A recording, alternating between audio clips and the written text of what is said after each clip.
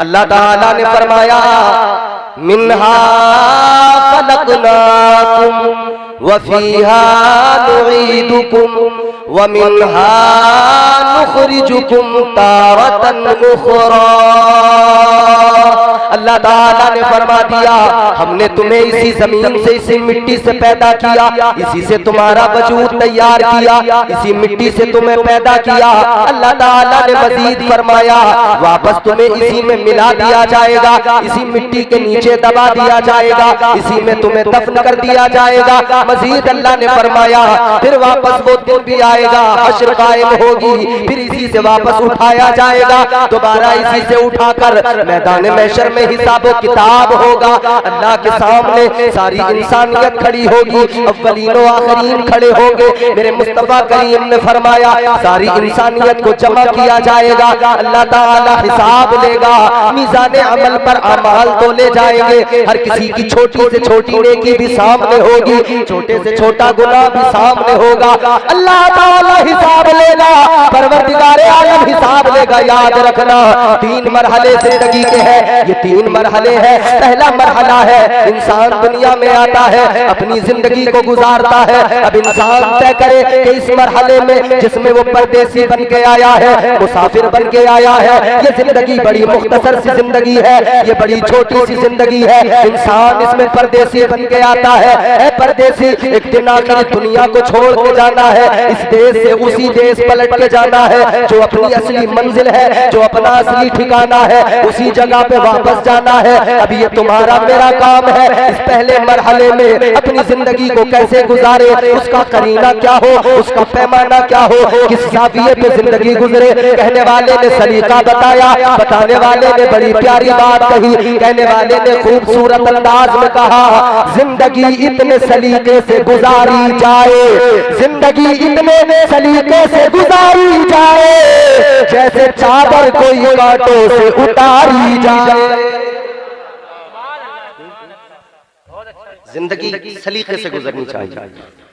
पहला मरहला, बात आपको समझ में आ रही है? ऐसा तो नहीं है माइक की इको ज्यादा हो, आपको समझ में ना आ रहा हो? समझ में आ रहा है ना? तो जरा मोहब्बत से कहें सुभान अल्लाह। जिंदगी है मुख्तसर, कितनी मुख्तसर है चलो ये भी मैं आपको बता देता हूँ कितनी मुख्तसर है।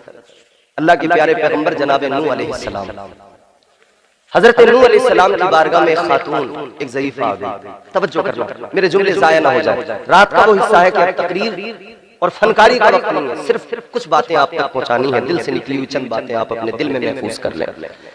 बरगे हिला पे लिखता हूँ मैं दर्द दिल की बात, शायद के रफ्ता रफ्ता लगे दिल रुबा के हाथ। अंदाज़े बयां करचे बहुत शौक नहीं है, शायद के तेरे दिल में उतर जाए मेरी बात। एक एक लफ्ज आप तवज्जो से सुने। अल्लाह ताला ने तुम्हें और मुझे दुनिया में भेजा है, जिंदगी अता फरमाई है। ऐ लोगों, इस जिंदगी की हकीकत क्या है, इस जिंदगी को जरा समझो। अल्लाह के प्यारे पैगंबर जलीलुल कद्र पैगंबर जनाब हजरत नूह अलैहिस्सलाम, अल्लाह ताला ने बड़ी लंबी उम्र अता फरमाई। कितनी उम्र अल्लाह ने अता फरमाई? फरमाया गया 950 साल तो आपने तबलीग की है, 950 साल तो अल्लाह ताला के दीन की तबलीग में गुजार दिए। ये तबलीग का ज़माना है तो उम्र कितनी हुई होगी, उम्र कितनी रही होगी। आपकी बारगाह में खातून आ गई, आकर कहने लगी ऐ पैगंबर खुदा, ऐ अल्लाह के पैगंबर, आप जरा हाथ उठाए दुआ कर दे। फरमाया किस लिए दुआ करो? कहने लगी हुजूर मेरे बच्चों की उम्र बड़ी कम होती है, मेरे बच्चे कम उम्रों में दुनिया से चले जाते हैं, कम उम्र पाते हैं, उनको मौत आ जाती है, उनका इंतकाल हो जाता है। आज जनाब मौलाना सगीर का बेटा दुनिया से गया, याद रखना कल सबको दुनिया से जाना है। आज कर लो तैयारी, आने वाली है, आने वाली है तुम्हारी मेरी बारी। अपनी बारी का इंतजार करो और रब की बारगाह में फरियाद करो, ऐ मौला जो तूने जिंदगी दी है तो जिंदगी गुजारने का सलीका भी तूने दिया है। अब फजल इतना फरमा दे, मुझे शैतान के हरबों से बचा ले। या अल्लाह मेरी जिंदगी करीने से गुजर जाए, फायदे से गुजर जाए, वरना याद रखना दुनिया के अंदर बड़े बड़े अमीर आए, बड़े बड़े ताकतवर आए, बड़े बड़े बादशाह दुनिया में आए, इतनी दौलत, इतना खजाना, कारून जैसे मालदार का नाम भी तुमने सुना होगा। इतना माल, इतना खजाना, फरमाया गया उसके माल, उसके खजाने जानवरों की पीठ पर उसके खजाने की चाबियां लाद कर ले जाया जाता था। अल्लाहु अकबर, इतना माल, इतनी दौलत, मगर जब कहा गया हजरत मूसा ने फरमाया अल्लाह की राह में खर्च कर दे, वो खर्च करने से मुकर गया। हजरत मूसा पे बहतान लगाने लगा, इल्जाम लगाने लगा। हजरत मूसा ने दुआ के लिए हाथ उठा दिए, अर्ज करने लगे मौला मैंने इसको कहा तेरी राह में खर्च करे, ज़कात दे, लेकिन नहीं करता तो नहीं करता, इल्जाम मुझ पे लगाता है, बहतान मुझ पे लगाता है, तनकीदें मुझ पे करता है। या अल्लाह इस पे अजाब भेज दे। ऐ लोगों गौर करो, अल्लाह का अजाब आया, वो इतना खजाना, इतना माल रखने वाला अल्लाह ताला के अजाब का निशाना बना। अल्लाह ताला ने उसे उसके माल के साथ जमीन में धंसा दिया।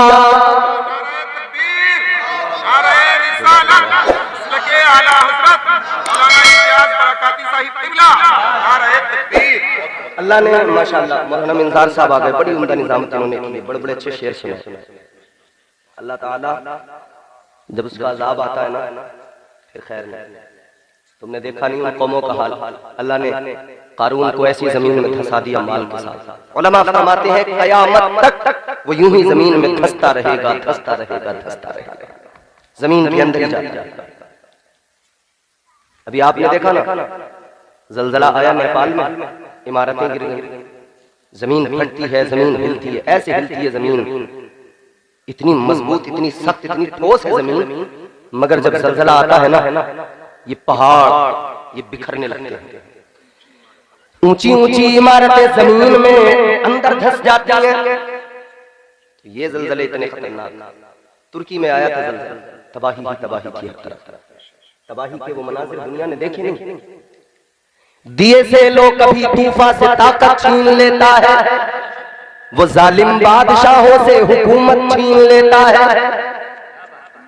अल्लाह ताला सबसे बड़ा ताकत वाला, दिए से लोग कभी तूफा से ताकत छीन लेता है, वो जालिम बादशाहों से हुकूमत छीन लेता है।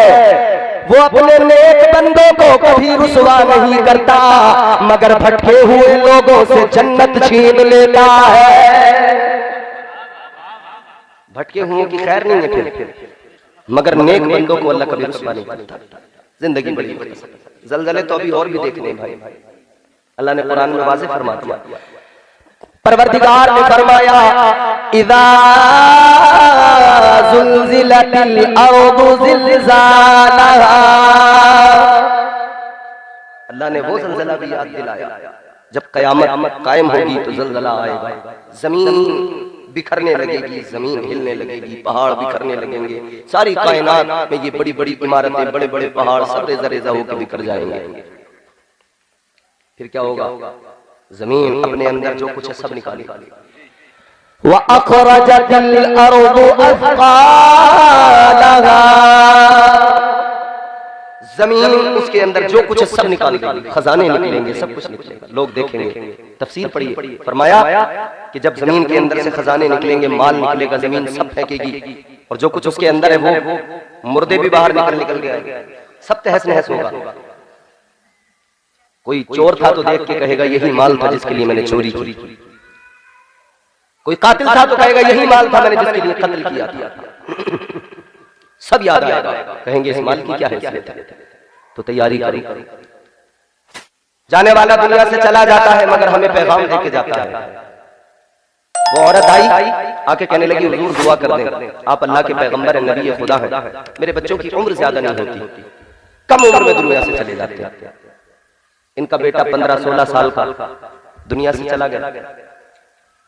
कितनी कम उम्र थी ना, 15-16 साल की उम्र, बड़ी मुख्तसर सी उम्र, छोटी सी। मगर सुनो वो औरत कहती है मेरे बच्चे कम उम्र में चले जाते हैं। हजरत नूह अलैहिस्सलाम ने फरमाया कितनी उम्र में जाते हैं? ताजदारे मदीना के आशिकों गौर करो, हजरत नूह अलैहिस्सलाम ने फरमाया ऐ खातून, ऐ ज़ईबा जरा बता तेरे बच्चे कितनी उम्र में मर जाते हैं, कितनी उम्र में चले जाते हैं? कहने लगी है पैगंबरे खुदा, कोई मेरा बच्चा 100 साल की उम्र में मर जाता है, कोई मेरा बच्चा 200 साल की उम्र में मर जाता है। कहती है इतनी कम उम्र होती है दुनिया से चले जाते हैं। 100 साल 200 साल की उम्र कह रही है इतनी कम उम्र में चले जाते हैं। हमारी कितनी हो रही है भैया? ले दे के 60-70, कोई 80 के ऊपर निकलता है। इतनी मुख्तसर हमारी, वो कहती है 100 साल 200 साल, कहती है बड़ी कम उम्र होती है, दुनिया से चले जाए। हजरत नूह अलैहिस्सलाम ने फरमाया, ए खातून तू कहती है तेरे बच्चे 100 साल 200 साल में जाते हैं, कहती है बड़ी छोटी उम्र पाते हैं, बड़ी मुख्तसर सी उम्र। हजरत नूह अलैहिस्सलाम ने फरमाया, मैं तुझे एक उम्मत के बारे में बताऊं, आने वाले जमाने में लोग ऐसे भी होंगे, आखिरी उम्मत ऐसी होगी कि उनकी उम्रें बड़ी मुख्तसर होंगी। कहने लगी कितनी मुख्तसर? आपने फरमाया उनकी उम्रें 50 60 70 साल, मुश्किल से कोई 100 साल की उम्र पाएगा। वो जमाना भी आएगा, इतनी कम उम्र में लोग दुनिया से चले जाएंगे, इतनी कम उम्र में लोगों के इंतकाल हो जाएंगे। इतना सुना तो वो खातून कहने लगी, ऐ पैगंबरे खुदा, वो जो लोग होंगे जिन्हें 50 60 साल की जिंदगी मिलेगी, जिन्हें मुश्किल से 100 साल की जिंदगी मिलेगी, इतनी कम उम्र पाएंगे। कहने लगी मुझे लगता है इतनी कम उम्र में वो कुछ भी नहीं कर पाएंगे, न घर बना पाएंगे, न जमीनें खरीद पाएंगे, न इमारतें बना पाएंगे, न दुनिया में कुछ कर पाएंगे। जैसे ही हजरत नूह अलैहिस्सलाम ने सुना, आपने फरमाया, ओ खातून सुन ले, वो जो कम उम्रें पाएंगे, कम उम्रें जरूर होगी, मगर घर ऐसे बनाएंगे उनसे पहले किसी ने बनाए नहीं होंगे, जमीनें इतनी खरीदेंगे उनसे पहले किसी ने खरीदी न होगी, दुनियादार इतने बड़े होंगे, दुनियादारी में घिर जाएंगे। अल्लाह अकबर कबीरा। कहने लगी, हे अल्लाह के पैगंबर, इतनी छोटी सी जिंदगी होगी, उस जिंदगी को वो घर बनाने में लगाएंगे, जमीनें खरीदने में लगाएंगे,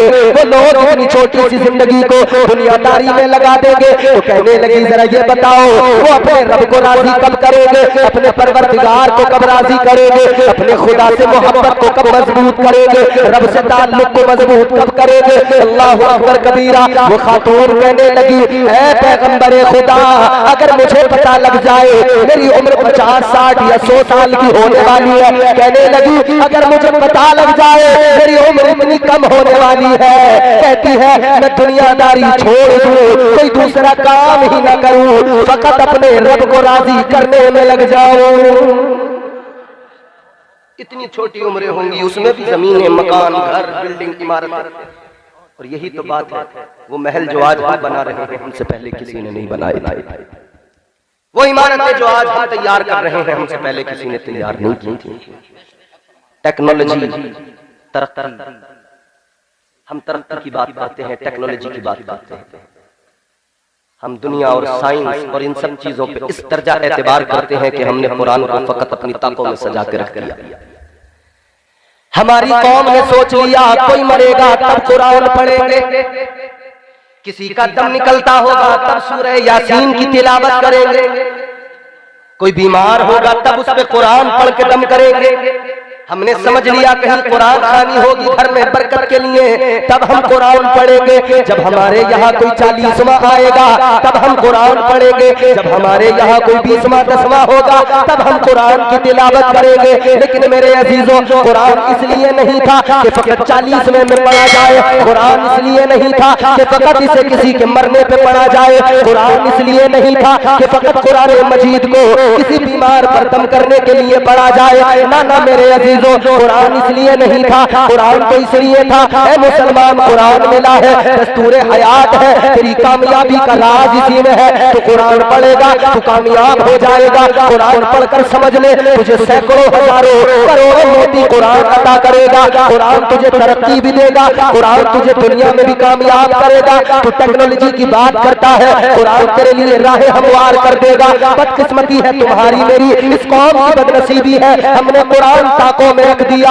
और यहूदियों ने कुरान को उठा लिया। उन्होंने फायदे के लिए कुरान पढ़ा, उन्हें फायदा जरूर पहुंचा है। ईसाइयों ने कुरान उठाया, अपना फायदा कुरान में ढूंढने लगे, कुरान ने उन्हें फायदा पहुंचा दिया। ऐ लोगों गौर करो, अगर काफिर, अगर गैर मुस्लिम, अगर यहूदो नसारा कुरान को अपने फायदे के लिए पढ़ने लगे, जब उन्हें फायदा कुरान पहुंचा दे, तुम और हम तो कुरान पर ईमान रखते हैं, हम और आप तो कुरान के मानने वाले हैं। खुदा की कसम, अगर हम कुरान की तिलावत करें, कुरान को पढ़े, कुरान को समझे, अल्लाह की कसम हम दुनिया में सबसे ज्यादा तरक्की वाली कौम बन जाएंगे, सबसे ज्यादा तरक्की याफ्ता हम होंगे। हमसे बढ़कर दुनिया में कोई तरक्की करने वाला नहीं होगा। और कल हमारी तारीख ने बताया, जब लोग बकरियां चराते थे, जब लोग इन्हीं कामों में रहते थे, किसी को शऊर नहीं था, सलीका नहीं था, तब कुरान पढ़ने वालों ने दुनिया को सलीका भी दिया, शऊर भी दिया और दुनिया को तरक्की से हमकिनार किया, दुनिया को साइंस भी सिखाया, दुनिया को साइंटिस्ट बन के भी दिखाया। कुरान पढ़ने वाले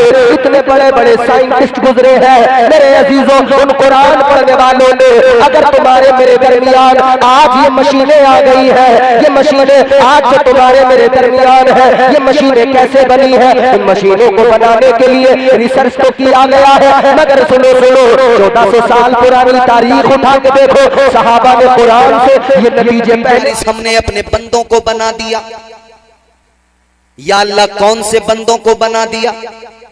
फिरदौस का वारिस, जन्नत का वारिस। अल्लाह ताला ने फरमाया हमने अपने बंदों को बना दिया। या अल्लाह कौन से बंदे हैं जिन्हें तूने जन्नत का वारिस बना दिया? अल्लाह का कलाम है, मन का न तकिया, फरमाया उन्हें जो मुत्तकी हैं, जो परहेजगार हैं, जो तकवा शियार हैं, परहेजगारों को फरमाया हमने उन्हें जन्नत का वारिस बना दिया। और अगले मकाम पे तो अल्लाह ने बाज़ाब्ता फरमाया, कानत लहुम जन्नातुल फिरदौसी नुजुला। अल्लाह ने फरमाया जन्नतुल फिरदौस का वारिस बनाया। टेहरी ख्वाजा के जिंदा दिल सुन्नी गयूर मुसलमानों जहन करीब करना, बात सुनना। अल्लाह ताला ने फरमाया जन्नतुल फिरदौस का वारिस बनाया। पहले ये समझो जन्नतुल फिरदौस क्या? जन्नत के कई दर्जे, जन्नतुल मावा जन्नत का एक दर्जा, जन्नतुल नईम जन्नत का एक दर्जा, मगर बारगाहे मुस्तफा में चलो, ताजदारे मदीना ने ऐलान फरमा दिया, तुम्हारे मेरे आका ने बता दिया जन्नत में कई दर्जे हैं, मगर जन्नत का जो आला तरीन दर्जा है उसे जन्नतुल फिरदौस कहा जाता है। आका ने फरमाया ऐ मेरे गुलामों, जब भी अल्लाह की बारगाह में हाथ उठाया करो, जब भी परवरदिगार से मांगा करो जन्नत, जब भी जन्नत का सवाल किया करो, आका ने फरमाया अपने रब से, परवरदिगार से जन्नतुल फिरदौस मांगा करो। जन्नत मांगो तो जन्नतुल फिरदौस। या रसूल अल्लाह जन्नतुल फिरदौस मांगे, क्या खास है? आका ने फरमाया जन्नतुल फिरदौस वो जन्नत का दर्जा जिसके ऊपर रहमान का अर्श है। जन्नतुल फिरदौस जन्नत का वो दर्जा, आका फरमाते हैं जहां से जन्नत की नहरें निकलती है, ये वो जन्नत का आला दर्जा है। अजीजों जन्नतुल फिरदौस मांगा करो। आका ने बंदो, आका ने अपने गुलामों को हुक्म दे दिया। अजीजा ने गिरामी उल कद्र, ये जन्नत का आला तरीन दर्जा अल्लाह ताला ने फरमाया इसका वारिस हमने मुत्तकियों को बना दिया। मुत्तकी कौन होते हैं? आओ जरा कुरान पाक से मालूम किया जाए। अल्लाह ताला के कलाम बता मुत्तकी कौन होते हैं, मुत्तकियों का मकाम क्या हुआ करता है, मुत्तकियों का स्टेटस क्या हुआ करता है, तो अल्लाह का कुरान बताता है। मुत्तकी की शान अगर समझना है तब भी कुरान पढ़ना पड़ेगा। मुत्तकी का स्टेटस समझना है तुम्हें कुरान उठाना पड़ेगा। मुत्तकी का मकाम मर्तबा समझना है तो तुम्हें कुरान पढ़ना होगा। और ये जानना है मुत्तकी कौन होता है तब भी तुम्हें कुरान उठाना पड़ेगा। अल्लाह अकबर कबीरा। अब कुरान मुत्तकी की शान बयान करता है। अल्लाह ताला का कुरान कहता है इन्नल्लाह युहिब्बुल मुत्तकीन। अल्लाह ताला का कलाम कहता है अल्लाह ताला मुत्तकियों से मोहब्बत फरमाता है। अल्लाह ताला तकवा शियार लोगों से मोहब्बत करता है। अगले मकाम पे फरमाया इन्नल्लाह मअल मुत्तकीन, फरमाया अल्लाह साथ है तो मुत्तकियों के साथ है। अब जरा कुरान की बारगाह में सवाल किया जाए, ए रब के कलाम ये तो समझ में आया मुत्तकी की शान बड़ी है, मुत्तकी का मकाम बड़ा है, मगर जरा कुरान ये बता मुत्तकी कोई बंदा बनता कैसे है, मुत्तकी किसी को ये खिताब कैसे मिलता है? तो अल्लाह ताला का कलाम है, परवरदिगार का कुरान बताता है इन्नल्लज़ीना यग़ुद्दूना अस्वातहुम इंदा रसूलिल्लाह उलाइकल्लज़ीना इम्तहनल्लाहु क़ुलूबहुम लित्तक़वा। अल्लाह ताला का कुरान कहता है ए लोगों, मुत्तकी जानना है कौन होता है, तो आओ जान लो मुत्तकी कौन होता है। रब्बे काबा ने ऐलान कर दिया, जो मेरे महबूब की बारगाह में बाअदब रहे, जिसकी आवाज पस्त रहे, जो हबीब का अदब करता है, अल्लाह ताला उसके दिल को तकवा अता फरमा देता है। तकवा उसे अल्लाह अता करता है जो बाअदब होता है, मुस्तफा की बारगाह का अदब करता है। पता लग गया कोई भी शख्स कितनी नमाजें पढ़ ले, कितने सजदे कर ले, तकवा शियार नहीं बन सकता। सिर्फ नमाजों की बुनियाद पर कोई मुत्तकी नहीं बन सकता जब तक के दिल में मुस्तफा का अदब ना हो, जब तक के ताजदारे मदीना की मोहब्बत ना हो, आका का अदब ना हो। दिल में अदब अगर मुस्तफा का होगा तो वो मुत्तकी कहलाएगा। अब देखो जरा नबी के सहाबा मुत्तकी, अल्लाह अल्लाह कितना अदब किया। सिद्दीक अकबर, अल्लाह अकबर, तमाम इंसानों में, नबियों के बाद, पैगंबरों के बाद, रसूलों के बाद में अल्लाह ताला ने जिनको सबसे ज्यादा इज्जत अता फरमाई, हजरत अबू बकर सिद्दीक आशिक सादिक है मेरे आका से। ऐसी मोहब्बत, ऐसा प्यार, अल्लाह अकबर कबीरा, रहती दुनिया तक मिसालें दी जाएंगी। वो सिद्दीक अकबर, मगर शान इतनी बुलंद वाला अल्लाह ने अता इसलिए की कि मुस्तफा के बाअदब, मुस्तफा की बारगाह का अदब करते थे। ताजदारे मदीना की बारगाह में बाअदब रहते थे, मुस्तफा का अदब किया तो अल्लाह ताला ने इज्जतों से नवाज दिया। मुस्तफा का अदब किया, अल्लाह ने मुत्तकी बना दिया। हजरत उमर फारूक आजम, अल्लाह अल्लाह, मुस्तफा का अदब किया, अल्लाह ने मुत्तकी बना दिया। हजरत उस्मान गनी, मुस्तफा का अदब किया, अल्लाह ने मुत्तकी बना दिया। हजरत मौला अली, मुस्तफा का अदब किया, अल्लाह ने मुत्तकी बना दिया। हजरत तलहा और जुबैर, मुस्तफा का अदब किया, अल्लाह ने मुत्तकी बना दिया। हजरत बिलाल हबशी, मुस्तफा का अदब किया, अल्लाह ने मुत्तकी बना दिया। हजरत इमाम हुसैन, मुस्तफा का अदब किया, अल्लाह ने मुत्तकी बना दिया। हजरत इमाम जाफर सादिक, मुस्तफा का अदब किया, अल्लाह ने मुत्तकी बना दिया। बगदाद की सरजमीन पर पीरान पीर, रोशन जमीर, सरकारे गौसे आजम, मुस्तफा का अदब किया, अल्लाह ने मुत्तकी बना दिया। हिंदुस्तान में, हिंदुस्तान के राजा, हम सब के ख्वाजा, सरकारे गरीब नवाज, हजरत ख्वाजा मोइनुद्दीन हसन चिश्ती संजरी अजमेरी, अल्लाह अल्लाह, मुस्तफा का अदब किया, अल्लाह ने मुत्तकी बना दिया। पता लगा मुत्तकी वो होता है जो मुस्तफा का अदब किया करता है। अदब नहीं, तकवा है ही नहीं। अदब से तकवा मिलता है, ये याद रहे। और जिन्हें तकवा मिल गया, जो मुत्तकियों के जुमरे में आ गए, फिर कुरान कहता है अल्लाह मोहब्बत भी उनसे करता है, अल्लाह साथ भी उन्हीं के है। इन्नल्लाह माल मुत्तकीन, अल्लाह उन्हीं के साथ है। ऐ लोगों, ये वही जमात है जिन्हें तकवा हासिल हुआ मुस्तफा के अदब की बुनियाद पर, एहतराम मुस्तफा, अदब मुस्तफा की बुनियाद पर जिन्हें तकवा हासिल हुआ, उसी जमात को आज हम औलिया की जमात कहा करते हैं। क्योंकि नबी आखिरुज़्ज़मा सल्लल्लाहु ताला अलैहि वसल्लम हमारे आका, आखिरी नबी, आखिरी रसूल, नबूवत का दरवाजा बंद। हुजूर के बाद हुजूर के सहाबा, सहाबा वो सहाबी उसे कहते हैं जिसने ईमान की हालत में हुजूर का दीदार किया, ईमान की ही हालत में दुनिया से रुखसत हुआ, वो सहाबी। उनके बाद में सहाबा के बाद में ताबईन, फिर तबे ताबईन, लेकिन फिर अब नबूवत का दरवाजा बंद, सहाबियत भी खत्म। क्योंकि नबी दुनिया से जाहिरी तौर पर रुखसत हुए, सहाबियत का भी दरवाजा बंद हुआ। मगर हाँ, एक दरवाजा खुला है, वो विलायत का दरवाजा है। अब जितने भी दुनिया में मुत्तकी नजर आएंगे, अल्लाह की कसम, हर मुत्तकी अल्लाह का वली होगा। हर मुत्तकी, हर तकवा शियार अल्लाह ताला का वली होगा। और फिर जिसे अल्लाह तकवा अता कर दे, जिसे अल्लाह तकवे की दौलत से नवाज दे, उसका मकाम फिर अल्लाह ताला बुलंद फरमाता है, इतना बुलंद करता है। फिर अल्लाह फरमाता है वो जो बागे जन्नत है, बागे फिरदौस है, उसकी विरासत अल्लाह फरमाता है मैंने इनको अता फरमा दी है। अच्छा, एक बात सुने, समझ में आ रही है बात? यकीनन समझेंगे। मेरे बुजुर्ग जितने यहाँ बैठे हैं, उनका सर हिलाना मुझे बताता है कि बात समझ में आ रही है, और नौजवानों का मुस्कुराना मुझे बताता है कि बात समझ में आ रही है। अल्लाह ने जन्नतुल फिरदौस का वारिस बनाया। अब जरा से एक सिस्टम और समझते हैं। बाप अपनी जमीन का वारिस किसे बनाता है? बोलो टेहरी वालों, जोर से बोलो। ऐसे शर्मा रहे हो जैसे आप अपने पड़ोसी के बेटे को बना रहे हो अपनी जमीन का मालिक, वारिस। हर कोई अपनी मीरास का वारिस अपने बेटे को बनाता है। दुकान का वारिस बेटा, मकान के वारिस औलाद, जमीन की वारिस औलाद। औलाद वारिस होती है ना, और वारिस मालिक होता है। वारिस मालिक है। मालिक चाहे तो मुफ्ती साहब रखे, चाहे बेच दे, चाहे फ्री में किसी को दे दे। वारिस है, मालिक है। अपनी विरासत को चाहे तो रखे, चाहे तो बेचे, चाहे तो फ्री में दे। उसे इख्तियार है कि नहीं? बोलो, इख्तियार है कि नहीं? वारिस को इख्तियार है।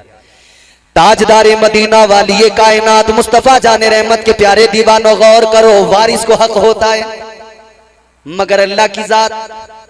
कुरान कहता है लम यलिद वलम यूलद, न वो किसी की औलाद न उसकी कोई औलाद। दुनिया का सिस्टम ये औलाद वारिस बन जाए, मगर अल्लाह किसी की औलाद नहीं, उसकी कोई औलाद नहीं, तो वारिस कौन? अल्लाह ने फरमाया औलाद नहीं है, ये मेरी शान है, औलाद नहीं है। अल्लाह फरमाता है मगर मेरा प्यार देखो औलिया से, अल्लाह के वलियों से। अल्लाह फरमाता है इनसे मेरा प्यार देखो, मैंने अपनी मीरास का वारिस इन्हें बनाया है, जन्नत का वारिस इन्हें बना दिया है, बाग़ फिरदौस का वारिस औलिया को बना दिया, अल्लाह ने वलियों को वारिस बना दिया। अब आप कहेंगे बात जन्नत की हो गई, मगर मैं कहूंगा अजीजों सुनो, जन्नत की बात हो गई और यकीनन उससे बड़ी क्या मीरास, क्या खजाना, क्या दौलत हो सकती है ना। किसका महल ऐसा? यहां आप बड़ी बड़ी बिल्डिंगें बना ले, महल बनाने ईंटों से बनाएंगे, यही मिट्टी की बनी ईंटें, यही सीमेंट, यही बजर फुट, यही सरिया। आप इमारत बनाए मिट्टी की, ईंटों से इमारत बनती है, मगर जन्नत के अंदर जो महल है वो सोने और चांदी की ईंटों से बने हुए हैं। वो है ना मिल्की। अल्लाह ने जन्नत की विरासत अता फरमाई, लेकिन अल्लाह ने अगले मकाम पे फरमाया वलक़द कतबना फ़िज़्ज़बूरि मिन बादिज़्ज़िक्रि अन्नल अर्ज़ यरिथुहा इबादियस्सालिहून। अल्लाह ताला ने यहाँ पे फरमाया, अल्लाह ने ऐलान कर दिया, ज़बूर के अंदर भी ये बात लिख दी गई कि अल्लाह ताला की सारी कायनात यानी सारी जमीन की विरासत अल्लाह ताला ने अपने वलियों को, अपने परहेजगार सालिहीन बंदों को अता फरमाई है। सारी जमीन की विरासत भी अल्लाह ने वलियों को अता की, जन्नत की विरासत भी अल्लाह ने वलियों को अता फरमाई। तो पता लगा इस दुनिया की पूरी जमीन के मालिक, जमीन के वारिस भी अल्लाह के वली और जन्नत के वारिस भी अल्लाह के वली। अब वारिस है तो मालिक है, चाहे तो रखे, चाहे तो बेच दे, चाहे तो फ्री में दे दे। तारीख उठा के देखो, खुदा की कसम हमने देखा है कलंदरों को, तारीख के सफहात में हमने उन कलंदरों का भी जिक्र पढ़ा है कि जब फकीर अपनी मस्ती पे आया है, जब कलंदर अपनी मस्ती पे आया है, कलंदर ने रेत का घरौंदा दजला के किनारे पे बनाया है। एक बादशाह, एक खलीफा की बीवी ने, मलका ने आकर कहा क्या है? अल्लाह वाले ने फरमाया जन्नत का महल है। कहा बेचते हो? अल्लाह वाले ने फरमाया बेचता हूं। खुदा की कसम तारीख गवाह है, जब कलंदर अपनी मस्ती में आया है तो जो मालिक था, जो वारिस था, उसने दजला के किनारे बैठकर जन्नत के महल का सौदा कर दिया है। भाई विरासत अपनी है, हक है बेचने का। अब एक बात, ये किसकी शान है? अल्लाह वालों की। ये लीचड़ों की शान नहीं है, ये गंजेड़ियों की, नशेड़ियों की, सुल्फा और चिलम के धुएं उड़ाने वालों का मामला नहीं है मियां, समझ रहे हो? ये लटें लंबी लंबी करके जो आ रहे हैं ना, अपने आप को अल्लाह वाला बताते हुए कोई सुल्फा पीते हुए आ रहा है, कोई गांजा, कोई चरस फूंकता हुआ आ रहा है। हर ऐरा गैरा नत्थू खैरा अगर अपने आप को कहे मैं वली, कहना दफा हो जा। वली किस ऊंचे मकाम पर वली का अल्लाह ने क्या उनका मर्तबा बुलंद किया है, उनकी शान क्या है, तू अपने आप को देख, अपने आप को देख। अब विलायत को जरा समझने की कोशिश करना। अब मेरी गुफ्तगू शुरू होती है। अब तक तो मैंने आपको सिर्फ कुरान की आयत का मफहूम समझाया। अब सुने, जरा गौर से सुने। अब कोई भी अपने आप को अगर वली बताने लगे तो किसी को भी वली न मान लेना, बल्कि वली वही होगा जो कुरान के मुताबिक जिंदगी गुजारेगा। वली वही होगा जो कुरान के मुताबिक अपनी जिंदगी गुजारेगा, अमल करेगा। याद रखना अजीज़ाने गिरामीउल कद्र, अल्लाह ताला का निजाम है। आप बताओ, आपसे मालूम करता हूं, आपने एक बहुत बड़ा कारोबार किया हो, 10-20 लाख रुपए लगाए हो, इतना बड़ा कारोबार हो, आप उस कारोबार को किसको देंगे? आपके पास अगर 4 बेटे हैं, उनमें 4 में आप वो कारोबार किसको सौंपेंगे? उसी को सौंपेंगे जो सबसे ज्यादा होगा, जो सबसे ज्यादा ईमानदार होगा, जो कारोबार को बढ़ाने वाला होगा, जो कारोबार को चलाने वाला होगा। आप अपना कारोबार उसी के हवाले करेंगे, आप सारा काम उसकी जिम्मेदारी पे सौंप देंगे, इसलिए कि आपको भरोसा होगा, एतबार होगा, ये अच्छे से चलाएगा, ये कारोबार को बढ़ाएगा। लेकिन एक बेटा ऐसा हो जो जुआरी हो, शराबी हो, पता है कि बेच देगा पूरा कारोबार, पूरी दुकान।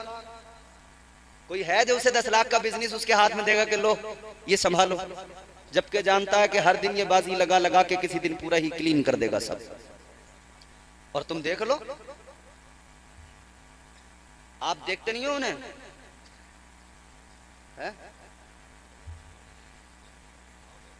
बस इसी फिक्र में रहते हैं कि आज तो लगी जाएगी मेरी बाजी। बाजी लगने के चक्कर में अपने आप के तमाम घर में जो कुछ था सब बेच बाच के फूंक दिया, सब खत्म कर दिया। एक बाजी लगाने के चक्कर में सब कुछ खत्म कर दिया। और मैंने मुफ्ती कमरुल हसन साहब एक दिन अखबार में पढ़ा, हजरत अखबार में मैंने पढ़ा, एक आदमी ने दिवाली के मौके पर बाजी लगा दी जरा बड़ी, पैसे जितने थे सब हार गया। अब इसने कहा कुछ नहीं बचा, क्या लगाऊं? इसने अपनी बीवी को लगा दिया। हम पहले सुनते थे बचपन में ऐसी बातें कि कोई अपनी बीवी को हार गया था जुए में। मैंने अखबार में पढ़ा, न्यूज की कटिंग देखी मैंने, एक आदमी ने इस दौर के अंदर भी अपनी बीवी को बाजी में लगा दिया, जुए में। जब खबर फैली ना तो फिर उस पर मुकदमा हुआ, पुलिस ने सख्ती की। ये ऐसी खराब चीज है, याद रखना, ये जुआ इंसान को बर्बाद कर दिया करता है, ये शराब इंसान को बर्बाद कर दिया करती है। और जुआरी अपने फिराक में रहता है, नशेड़ी अपनी फिराक में रहता है। इसे दुनिया से मतलब नहीं, इसे सिर्फ इतनी देर या तो ये अपने जुए में और शराब में और नशे में लगा रहेगा, या उससे बाहर आएगा तो फिर इस चक्कर में रहेगा कि कहीं से जुगाड़ हो जाए, पैसे इतने मिल जाएं कि एक बाजी और खेल लूं। नशेड़ी इस जुगाड़ में रहता, किसी का भगोना चुरा लूं, किसी का बर्तन चुरा लूं, किसी का कुछ चुरा लूं, बस किसी सूरत से मेरे नशे का काम हो जाए। शराबियों को आजकल देख नहीं रहे हो, गांवों के अंदर कुछ नहीं मिलता तो घर से सिलेंडर ही उठा के ले जाते। इसमें कि ये चरस ये कुछ नहीं मिलता तो घरों से जो है पतीलियां, भगोने, चम्मच, बर्तन, प्लेटें, प्याले यही चुरा के ले जाते। काम मोमिन के हैं ही नहीं, ये तो शैतान के काम है। मिन अमल शैतान, शैतान के काम जब इंसान करने लग जाए तो फिर शैतान को तो बड़ी राहत। शैतान के काम जब इंसान करने लगे तो फिर शैतान तो बड़ा खुश होगा।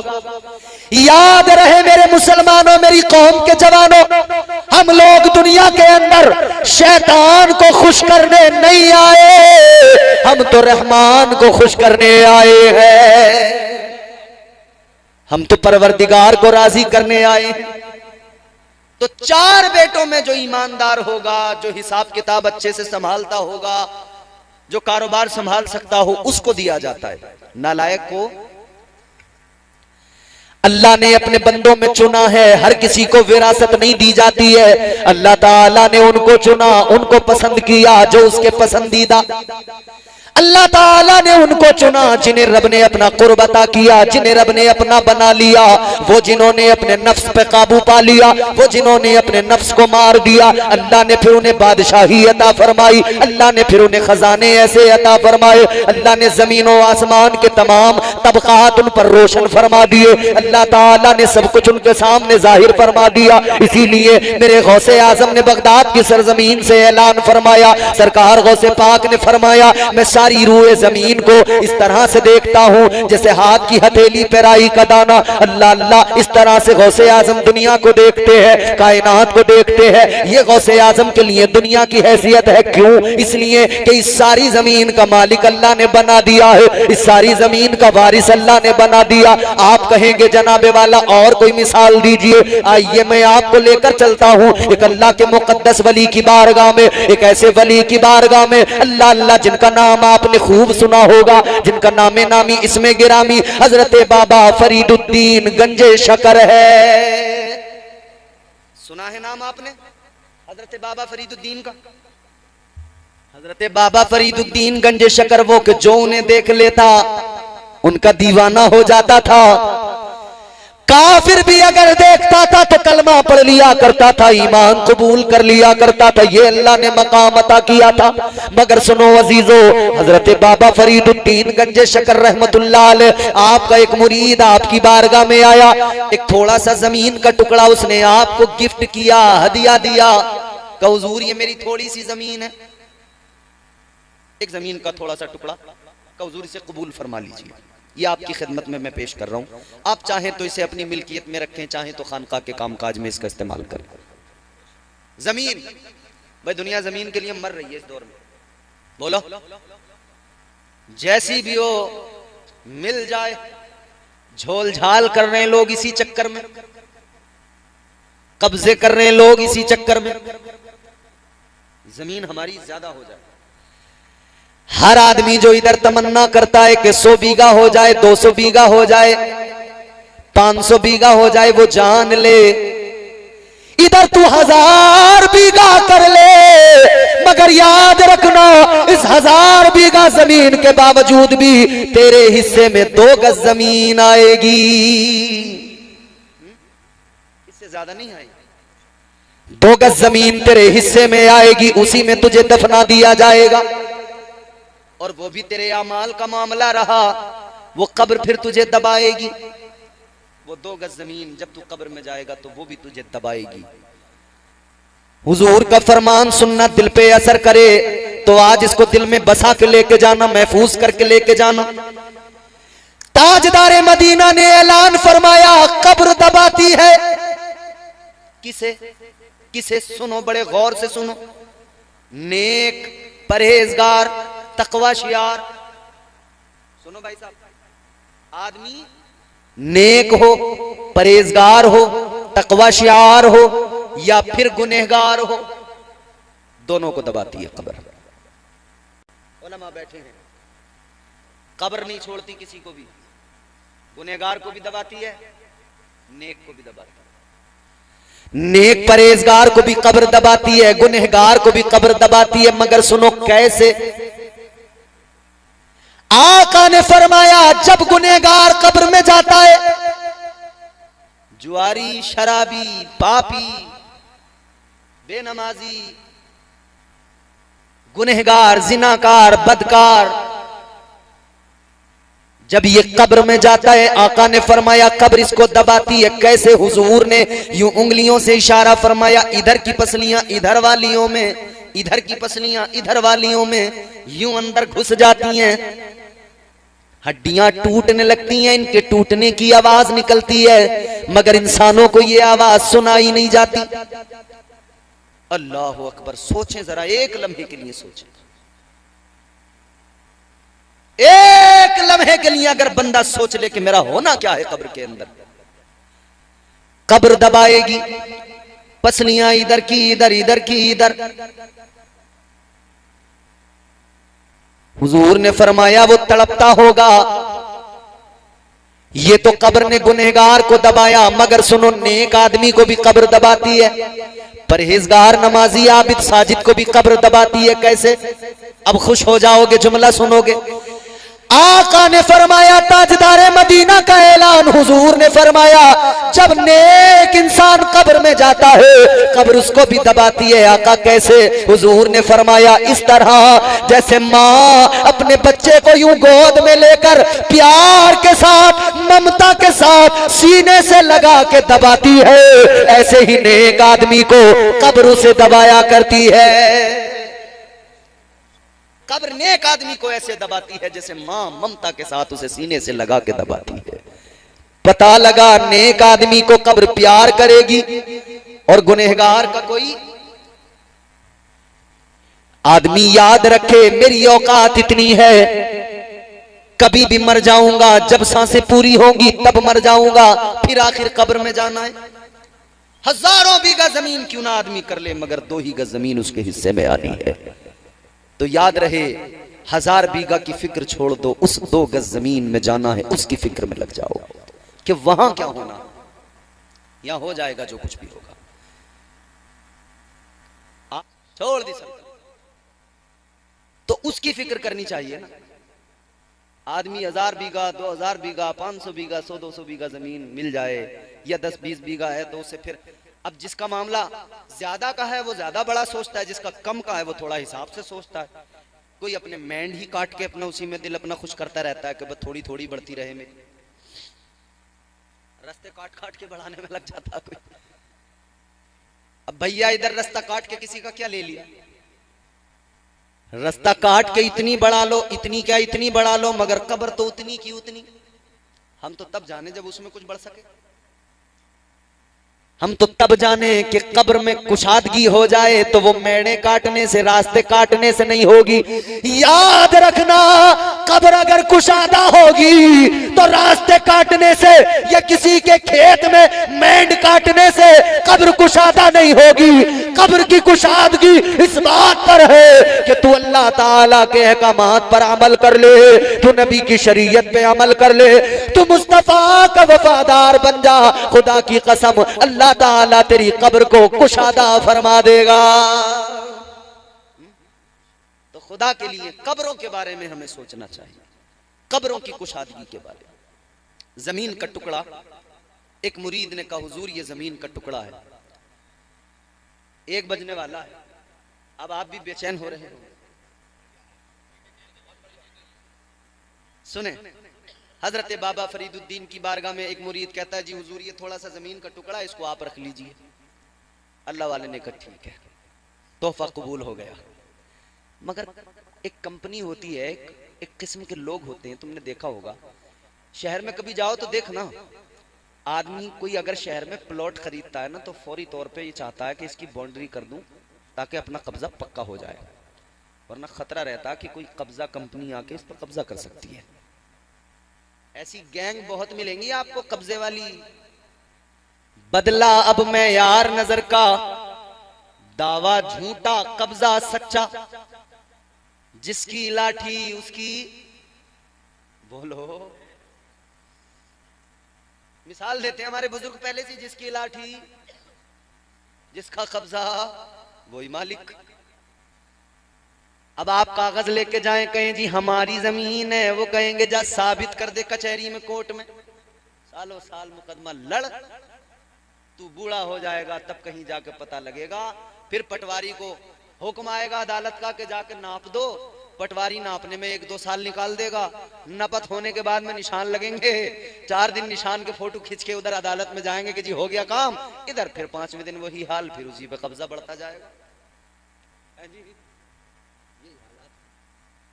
अब जब कब्जा कर लिया, एक कब्जा कंपनी आई, हजरत बाबा फरीदुद्दीन को जो तोहफे में जमीन मिली थी उस पे उन्होंने कब्जा कर लिया। बात बढ़ी, मुरीदों ने कहा भाई ये तो जमीन खानका के काम में आती है, ये कैसे आपने कब्जा कर लिया? उन्होंने कहा नहीं हमारी है। भाई कब्जे वाले फर्जी डॉक्यूमेंट्स भी बनवा लेते हैं, फर्जी कागज भी बनवा लेते हैं, पैसे का खेल है सब यहाँ पे। उन्होंने कहा जमीन हमारी। बात अदालत तक पहुंच गई। सुनो इधर सुनो, जब बात अदालत में पहुंची तो जज साहब यानी काजी साहब, उन्होंने हजरत बाबा फरीदुद्दीन गंज शकर रहमतुल्लाह अलैह को बुलाया और कहने लगे हजरत ये जमीन किसकी? आपने फरमाया मेरी। कहा कैसे? फरमाया मेरे मुरीद ने मुझे तोहफे में दी।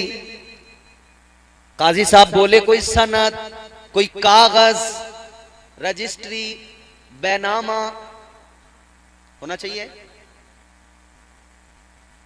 अल्लाह वाले ने फरमाया है रजिस्ट्री। अब ये जुमला आपको खुश कर देगा। अल्लाह वाले ने फरमाया है ना रजिस्ट्री का कागज का, कहां है दिखाइए। अल्लाह वाले ने कुरान उठाया, खोल के दिखाया, पढ़ने लगे वलक़द कतबना फी ज़बूर मिन बादि ज़िक्रि अन्नल अर्द यरिथुहा इबादियस सालिहून। आपने फरमाया दो रजिस्ट्रियां हैं मेरे पास, एक पुरानी एक नई। पुरानी रजिस्ट्री ज़बूर के अंदर भी लिखा हुआ है इस जमीन का मालिक पूरी कायनात का कौन, अल्लाह ने किसे वारिस बनाया। और कुरान में भी मौजूद है पूरी रूए जमीन का वारिस अल्लाह ने किसे बनाया। फरमाया ये रही रजिस्ट्री। मगर खाजी साहब बोले हजरत बात तो आपकी दुरुस्त है, मगर हमारे यहाँ कानून में जो आमतौर पर सनद चलती है हमें वो सनद देखनी पड़ेगी। कब ऐसी कोई सनद? फरमाया नहीं है। कहा हजरत कोई कागज नहीं, कोई सनद नहीं? फरमाया ऐसा कोई कागज नहीं है और हमें जरूरत भी नहीं है ऐसे किसी कागज की, क्योंकि अल्लाह ने हमें पूरी रूए जमीन का मालिक बना दिया है। उन्होंने कहा अच्छा। बोले हजरत अदालत का तो कानून है, या तो यहां पर रजिस्ट्री का कागज हो या कोई गवाह हो, कोई गवाह पेश कर दीजिए, कोई गवाही दे दे। आपने फरमाया अदालतों में तो गवाहियां झूठी भी होती रहती हैं। मेरे कई मुरीद खड़े होंगे गवाही देने, मगर तुम लोग कहोगे कि ये इनके मुरीद इनके हक में गवाही दे रहे हैं। हजरत बाबा फरीदुद्दीन गंज शकर रहमतुल्लाह अलैह ने फरमाया सुनो, गवाही किसी आदमी की नहीं, बल्कि चलो जो जमीन जिसका मुकदमा है उसी जमीन से गवाही दिलवा दूंगा, वो जमीन बताएगी मालिक कौन है। मैं माफी के साथ कह रहा हूं, मुझे पता नहीं आपके गांव के बारे में कुछ भी। मैंने सुना है कि शायद यहाँ दरगाह की कुछ जमीन है, कुछ रास्ता वास्ता है, कर लो अच्छा ही रहेगा, दरगाह पे आने जाने के लिए लोगों को आसानी होगी, आप ही लोगों को आसानी होगी। हम कहाँ आ रहे हैं, हम तो एक साल में अब आए हैं, अगले साल आए नहीं आए, हम तो आ गए जुते हुए खेतों में मेंढों पे चल के। निकलना आपको है, आना आपको है। कितना अच्छा होगा कि आप लोग यहाँ आने जाने का एक बेहतरीन रास्ता आप ही तो इस्तेमाल करेंगे, वो रास्ता आपके खेतों में आने जाने के लिए भी आपके लिए आसानियां पैदा करेगा। अच्छी बात है अगर आप उस रास्ते को कर लें, बहरहाल बहुत अच्छा रहेगा आप उस रास्ते के बारे में अगर करें तो कोशिश। क्योंकि हमें भी यहाँ आते हुए ना थोड़ा सा गिल्टी फील हुआ, यार सारे मुसलमान ही तो हैं, सब अल्लाह के वलियों को मानने वाले ही तो हैं, फिर भला यहां तक आने के लिए रास्ता भी नहीं। जनाब आप जाकर देखिए, हम मुल्क में घूम रहे हैं, हर रोज एक नई जगह पे जाते हैं, पूरे हिंदुस्तान में अल्हम्दुलिल्लाह घूम रहे हैं, लोग अपनी जमीनें दरगाहों को दे रहे हैं कि भाई ये मेरी 1 बीघा जमीन है, ये 2 बीघा है, दरगाह के करीब की है, चलो मैं दरगाह के लिए दे रहा हूं, यहाँ पे लंगर कर लिया करना, यहाँ पे ये काम कर लिया। तो कम से कम अगर हम अपनी बहुत ज्यादा जमीन दरगाह के लिए नहीं भी दे सकते हैं तो इतना तो कर ही लें कि जो रास्ता हो वो रास्ता कम से कम निकाल लें। हमारे लिए तो नहीं है, ऐसा तो है नहीं कि इम्तियाज बरकाती आएगा यहाँ आपके खेत में अपनी बिल्डिंग बनाएगा, उस रास्ते पे अपनी कार चलाएगा, बोलो। या मुफ्ती कमरुल हसन साहब आपके इमाम साहब कभी आपको खतरा हो कि ये आपके रास्ते पर कब्जा कर लेंगे?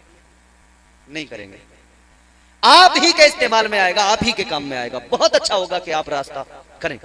और देखो रास्ता बहुत जरूरी चीज है। हुजूर ने रास्ते के ताल्लुक से ना अपनी उम्मत को पैगामात अता फरमाए। हुजूर ने फरमाया, यहां तक आका ने फरमाया अगर कोई शख्स राह के पत्थर को जो लोगों के लिए तकलीफ का बाइस अगर उसे हटा दे रास्ते से तो अल्लाह ताला उससे राजी होकर उसे परवाने जन्नत अता फरमा देता है। राह से एक पत्थर को, छोटे से पत्थर को हटाने पर जब नेकियां मिलती हैं तो फिर रास्ता बनाने पे अल्लाह कितनी नेकियां अता फरमाएगा। हजरत बाबा फरीदुद्दीन ने फरमाया जमीन से गवाही ना दिलवा दूं। अब वो कब्जा गैंग वाले बोले अच्छा ऐसा? उन्होंने कहा जमीन कैसे गवाही देगी? काजी साहब भी बोले जमीन कैसे? हजरत ने फरमाया तुम्हें इससे क्या मतलब? कब्जा गैंग वाले कहने लगे हजरत अगर आपने जमीन से गवाही दिलवा दी हम जमीन छोड़ देंगे, आपकी हो जाएगी। काजी साहब बोले चलो अगर बात ऐसी है तो ठीक है, ये भी एग्री आप भी एग्री, दिलवा दो गवाही। वक्त मुकर्रर हुआ, तुम्हारी मेरी गवाही के लिए लोग जाते हैं। किसकी जमीन, किसका मामला, कागज जाएं, लोग जाएं, कागजों की एविडेंस के तौर पे कागज पेश किए जाएं, गवाह पेश किए जाएं। मगर बाबा फरीदुद्दीन गंजे शकर ने वक्त मुकर्रर करवा लिया। फरमाया वक्त मुकर्ररा पे आ जाना, जमीन गवाही देगी। टाइम मुकर्रर हुआ, वक्त मुकर्रर हुआ, लोग आ गए, कब्जा करने वाले भी आ गए, काजी साहब भी आ गए, हजरत बाबा फरीदुद्दीन भी इधर पीछे से आए। काजी साहब ने कहा आइए हजरत, जल्दी गवाही दिलवाइए, जमीन से गवाही दिलवाइए। हजरत बाबा फरीदुद्दीन ने जुमला सुनो, फरमाया, हजरत बाबा फरीदुद्दीन ने फरमाया काजी साहब मैं कहूं क्या जरूरी है, मैं जमीन से कहूं? एक काम करो, आप काजी साहब हैं, आगे बढ़िए, आप ही जमीन से जाकर मालूम कीजिए तुझ पर मालिकाना हक किसका है, कौन वारिस है तेरा, कौन मालिक है तेरा।